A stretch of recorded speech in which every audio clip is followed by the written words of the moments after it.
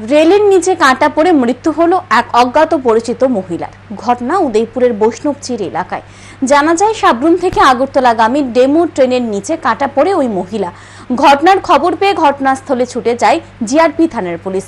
তারপর খবর দেওয়া হয় কাকরাবন থানার পুলিশকে। কাকরাবন থানার পুলিশ ঘটনাস্থলে গিয়ে মৃতদেহ উদ্ধার করে ময়না তদন্তের জন্য গোমতী জেলা হাসপাতালে নিয়ে যায়। মৃত মহিলার নাম জানা যায়নি।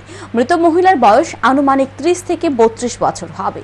জিআরপি থানার এক পুলিশ অফিসার জানান, সাবরুম থেকে আগরতলাগামী ডেমো ট্রেনের নিচে কাটা পড়ে ওই মহিলা।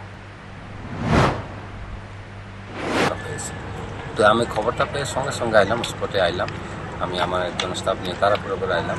দেখলাম এখানে একজন তো মহিলা অপরিচিত, অনেক লোক আছে, তারাও কেউ আইডেন্টিফাই করতে পারছে না।